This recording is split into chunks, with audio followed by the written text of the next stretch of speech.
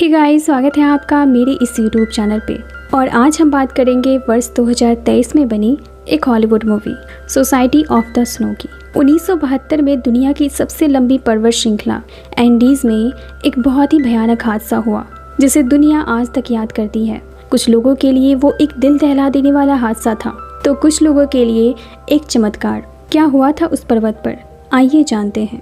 Plane number 571 में दक्षिण America की उरुग्वे से एक रग्बी टीम दक्षिण अमेरिका की ही सैंटियागो तक जाने वाली थी। उस प्लेन में कुल 45 यात्री सवार थे और वो प्लेन निकल जाता है सैंटियागो चिली की ओर। लेकिन जैसे ही ये प्लेन दुनिया की सबसे लंबी पर्वत श्रृंखला एंडीज की ऊंचाइयों से निकल रहा होता है तभी एक बर्फीले तूफान की चपेट में आने के कारण इस प्लेन का संतुलन बिगड़ जाता है। पायलट्स प्लेन को अपने कंट्रोल में लेने की पूरी कोशिश करते हैं लेकिन तब तक देर हो चुकी थी। प्लेन एक ऊंचे चट्टान से टकराकर नीचे गिर जाता है और प्लेन के 2 टुकड़े हो जाते हैं। एक टुकड़ा पीछे रह जाता है जबकि पैसेंजर्स से भरा हुआ एरिया बर्फ के सहारे फिसलता हुआ काफी आगे जाकर रुकता है। इस दुर्घटना में बहुत सारे पैसेंजर्स की मौत हो जाती है और वहीं जो जिंदा बचे हुए पैसेंजर्स थे वो किसी तरह खुद को संभालते हैं। इस प्लेन का पायलट भी मारा जा चुका था। अब देखते ही देखते रात हो जाती है और वहाँ का टेम्परेचर माइनस में चला जाता है। जिंदा बचे हुए सारे पैसेंजर्स इस ठंड भरी रात में कपकपाने लगते हैं। ठंड को बर्दाश्त नहीं कर पाते क्योंकि उस प्लेन का एक हिस्सा टूटा हुआ था जिससे लगातार ठंडी हवा अंदर आ रही थी। सुबह होते होते वहाँ का तापमान बढ़ता है पर रात में उस जमा देने वाले ठंड में बहुत सारे पैसेंजर्स मारे जा चुके थे। अब जिंदा बचे हुए सारे पैसेंजर्स प्लेन से बाहर निकलते हैं। वो अब समझ चुके थे कि उन्हें यहाँ से जल्द निकलना होगा क्योंकि यहाँ लंबे समय तक जिंदा रह पाना असंभव है।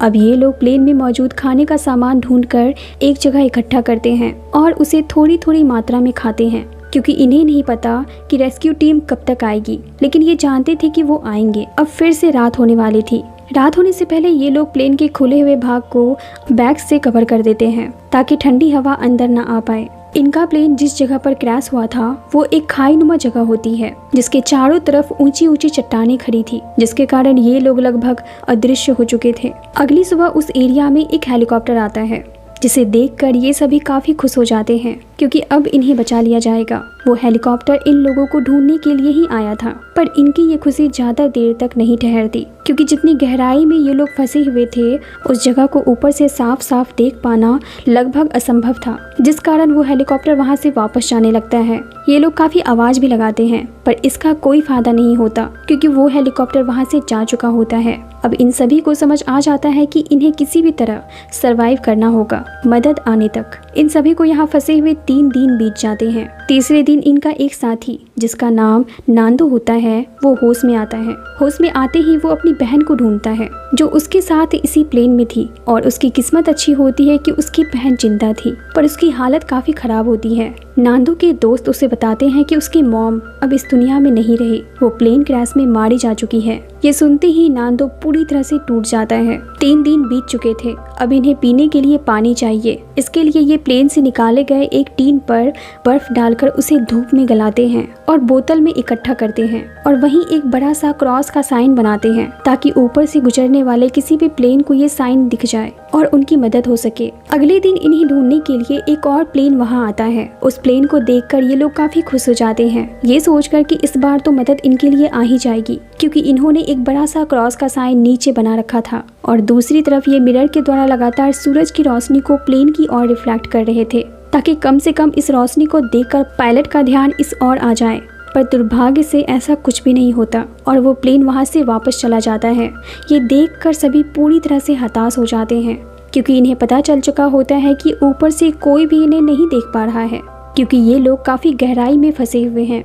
अब इन सभी को एहसास हो जाता है कि अगर यहाँ से जिंदा वापस निकलना है तो खुद के हाथ पैर तो चलाने ही पड़ेंगे।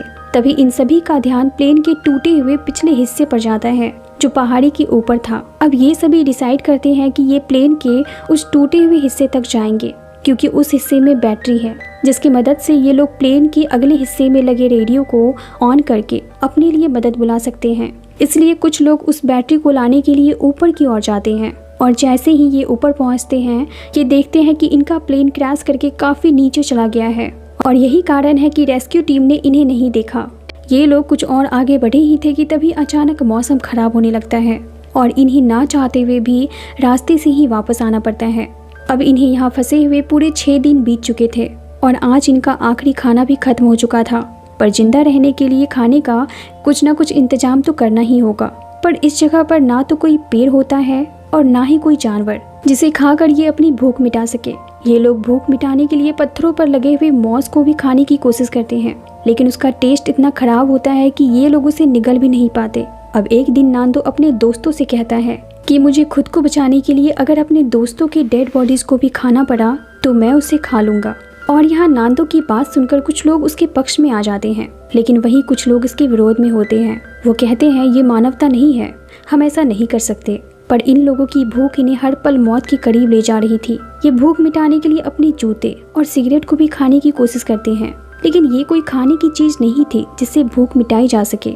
इसी दौरान नांदो की बहन भूख से तड़पकर मर जाती है। अपनी बहन की मौत से नांदो पूरी तरह से टूट जाता है और ये सब देखकर सभी डर जाते हैं कि आने वाले दिनों में सबके साथ यही होने वाला है अगर खाने का जल्द से जल्द कोई इंतजाम ना किया तो। और फाइनली ये सभी अपने साथियों की डेड बॉडीज को खाना शुरू कर देते हैं जिंदा रहने के लिए। एक दिन इन्हें पास में ही बर्फ के नीचे एक सूटकेस मिलता है जिसके अंदर एक रेडियो होता है, पर उस रेडियो में सिग्नल नहीं होता। इसलिए ये लोग किसी तरह खुद से एंटीना बनाकर रेडियो को ऑन करते हैं और रेडियो पर आ रहे न्यूज से इन्हें पता चलता है कि 10 दिनों तक सर्च अभियान चलाने के बाद भी प्लेन और उसमें सवार यात्रियों का कोई पता नहीं चला, जिसके कारण सभी यात्रियों को मृत घोषित कर दिया गया है। क्योंकि एंडीज की पहाड़ियों में अब तक 24 प्लेन क्रैश हुए हैं जिसमें से कोई भी जिंदा नहीं बचा। इसलिए अब रेस्क्यू ऑपरेशन को बंद कर दिया गया है, क्योंकि गवर्नमेंट ने कहा है कि किसी के भी जिंदा होने की कोई भी संभावना नहीं है। ये न्यूज सुनने के बाद सभी रोने और चिल्लाने लगते हैं और पूरी तरह से निराश हो जाते हैं। अब ये सभी समझ जाते हैं कि अगर यहाँ से जिंदा बाहर निकलना है तो खुद ही कुछ ना कुछ करना होगा। इसलिए बचे हुए कुछ लोग जो मदद की आस में बिना इंसानी मांस खाए हुए बैठे हुए थे, वो भी अब इंसानी मांस को खाने के लिए मजबूर हो जाते हैं, क्योंकि जिस मदद के इंतजार में वो बैठे हुए थे उसकी अब कोई उम्मीद नहीं है। अब अगले दिन इनमें से 3 लोग प्लेन के पिछले हिस्से को ढूंढने के लिए पहाड़ी पर चढ़ते हैं ताकि इन्हें बैटरी मिल सके जिसके द्वारा ये बाहरी दुनिया से संपर्क कर सके। पर इन्हें प्लेन का पिछला हिस्सा नहीं मिलता और देखते ही देखते रात हो जाती है। रात में वहाँ काफी तेज बर्फीली हवाएं चलती हैं जिसमें ये तीनों किसी तरह अपनी जान बचाते हैं और अगली सुबह वापस प्लेन के पास आ जाते हैं। नीचे आकर ये सभी से कहते हैं कि ऊपर जहाँ तक नजर जा रही है वहाँ सिर्फ बर्फ ही बर्फ है, यहाँ से बाहर निकलना आसान नहीं होगा और हमें प्लेन का पिछला हिस्सा भी नहीं मिला। अब रात में ये सभी बात कर ही रहे थे कि तभी अचानक प्लेन के अंदर बहुत सारा बर्फ आ जाता है जिसके अंदर सारे लोग दब जाते हैं।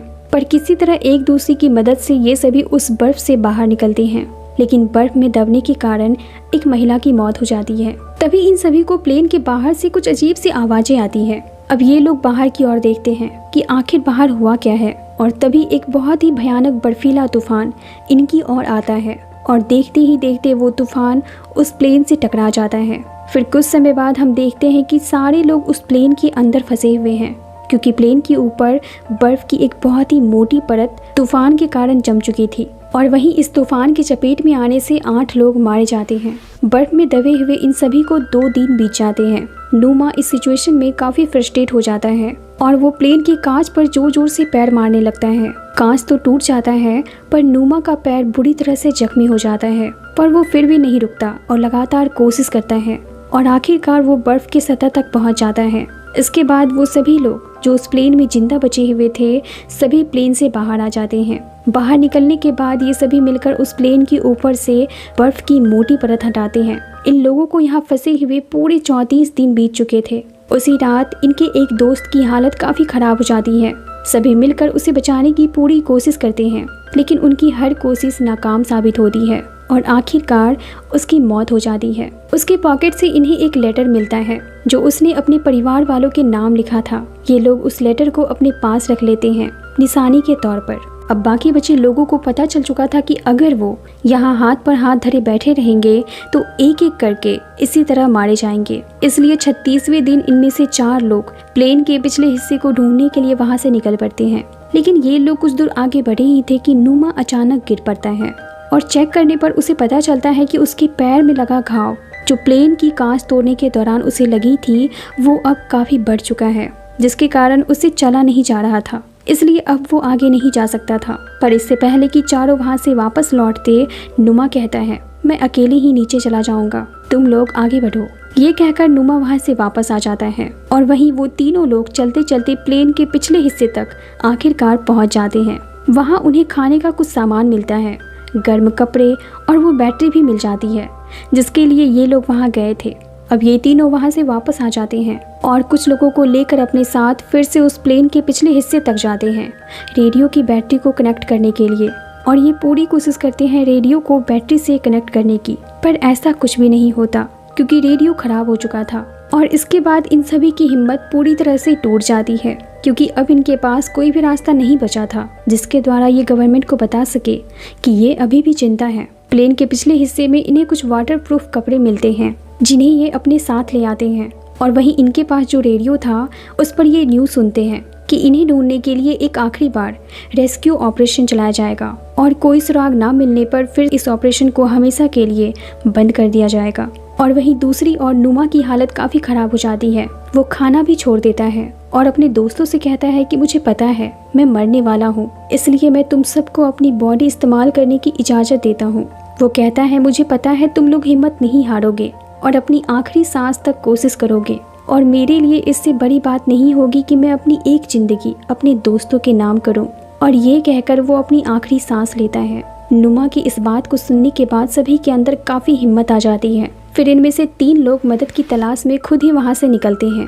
बचे हुए लोगों को उनका इंतजार करने के लिए कहते हैं। अब ये तीनों लगातार चलते हैं और रात होने से पहले एक जगह पर रुककर अपना स्लीपिंग बैग खोलकर सो जाते हैं। ये स्लीपिंग बैग इन्होंने प्लेन में मिले हुए वाटरप्रूफ कपड़ों से बनाया था। अगली सुबह ये तीनों फिर से चढ़ाई शुरू करते हैं और आखिरकार पहाड़ी के ऊपरी हिस्से तक पहुंच जाते हैं। लेकिन वहां पहुंचते ही ये देखते हैं कि दूर दूर तक पहाड़ और बर्फ के अलावा वहां कुछ भी नहीं है, जो देखकर ये काफ़ी निराश हो जाते हैं। पर नांदू हार नहीं मानता। वो कहता है ये पहाड़ी इलाका कहीं ना कहीं तो खत्म होगा ही और ये बर्फ भी खत्म हो जाएंगे। अगर हम आगे चलने के बाद जिंदा नहीं बचेंगे तो लौटने के बाद भी ज़्यादा दिनों तक हम जिंदा नहीं रह पाएंगे। नांदू की बात सुनकर सभी आगे जाने के लिए तैयार हो जाते हैं, पर इनके पास एक ही हफ्ते का खाना था और सफ़र लंबा होने वाला था, इसलिए इनमें से एक आदमी वापस प्लेन की ओर लौट जाता है ताकि खाना लंबे समय तक चले। अब नांदो और रोबर्टो लगातार कई दिनों तक सफ़र करते हैं और एक लंबे सफ़र के बाद फाइनली ये दोनों एक नदी के किनारे पहुंच जाते हैं। उस नदी तक पहुंचकर ये दोनों काफ़ी खुश हो जाते हैं और पेट भर के पानी पीते हैं क्योंकि दोनों ने कई दिनों से पानी नहीं पिया था। तभी दोनों की नज़र नदी के दूसरे किनारे पर पड़ती है जहाँ एक आदमी घोड़े पर बैठा हुआ था और इन दोनों को देख रहा था। उस आदमी को देखने के बाद इन दोनों को विश्वास नहीं होता कि वो किसी गांव तक पहुंच चुके हैं। अब ये दोनों जल्दी से उस आदमी से चिल्लाकर मदद मांगने लगते हैं, लेकिन उस आदमी को कुछ भी समझ नहीं आता, इसलिए वो एक पेपर पत्थर में लपेटकर इनकी ओर फेंकता है जिसके साथ लिखने का एक पेन भी होता है। अब ये सारी बातें उस पेपर पर लिखकर उस आदमी को फेंक देते हैं। लेटर पढ़ने के बाद वो आदमी जल्दी से भागकर ये खबर गवर्नमेंट तक पहुँचाता है। ये खबर सुनते ही ऑफिसर्स हैरान हो जाते हैं। उन्हें विश्वास नहीं होता है कि ये लोग अभी भी जिंदा हैं। उधर हमें नांदो और रोबर्टो को दिखाया जाता है जिसे वो आदमी अपने घर ले जाता है और उन्हें खाने को गर्मा गर्म खाना देता है और कई दिनों के बाद दोनों पेट भर के खाते हैं। कुछ ही देर बाद वहाँ पर ऑफिसर्स और बहुत सारे मीडिया वाले पहुँच जाते हैं उनकी खबर लेने। उधर हमें प्लेन में फंसे हुए इनके साथियों को दिखाया जाता है। वो रेडियो पर न्यूज़ सुनते हैं कि प्लेन क्रैश के 2 लोगों को गवर्नमेंट ने बचा लिया है और बचे हुए बाकी लोगों को रेस्क्यू करने के लिए जल्द ही रेस्क्यू टीम निकलने वाली है। ये न्यूज़ सुनते ही सभी खुशी के मारे उछल पड़ते हैं और सभी अपने अपने घर जाने के लिए तैयार होने लगते हैं। और कुछ ही देर बाद वहाँ पर 2 हेलीकॉप्टर्स इन सभी को रेस्क्यू करने के लिए आ जाते हैं। रेस्क्यू टीम को देखकर इन्हें विश्वास नहीं होता है कि क्या सच में ये लोग इतने दिनों के संघर्ष के बाद घर वापस लौटने वाले हैं। नांदो भी रेस्क्यू टीम के साथ इन सभी को लेने के लिए वहां आया हुआ था। अब इन सभी को वहां से रेस्क्यू करके शहर लाया जाता है जहां पर उनके परिवार वाले इनका इंतजार कर रहे थे। सभी अपने परिवार वालों को देखकर काफ़ी खुश हो जाते हैं और इनके बाद इन सभी को अस्पताल में एडमिट किया जाता है जहाँ पर इनका इलाज शुरू होता है। दुनिया भर के लोग इन सभी को रियल हीरो समझ रहे थे, लेकिन ये लोग अलग ही सदमे में थे कि आखिर इनके साथ ये सब कुछ क्यों हुआ। अपने ट्रीटमेंट के दौरान ये लोग एक दूसरे के साथ ही रहते थे क्योंकि सभी की मानसिक स्थिति इस वक्त एक जैसी ही थी और इन्हें सामान्य होने में काफ़ी समय लगने वाला था। इस तरह एक सही डिसीजन के कारण 45 लोगों में से 16 लोगों को उनकी ज़िंदगी वापस मिली। इसी के साथ इस मूवी का द एंड होता है। इसी तरह की मूवीज़ एक्सप्लेनेशन वीडियोस देखने के लिए मेरी वीडियोस को लाइक करें और चैनल को सब्सक्राइब जरूर करें। Thank you.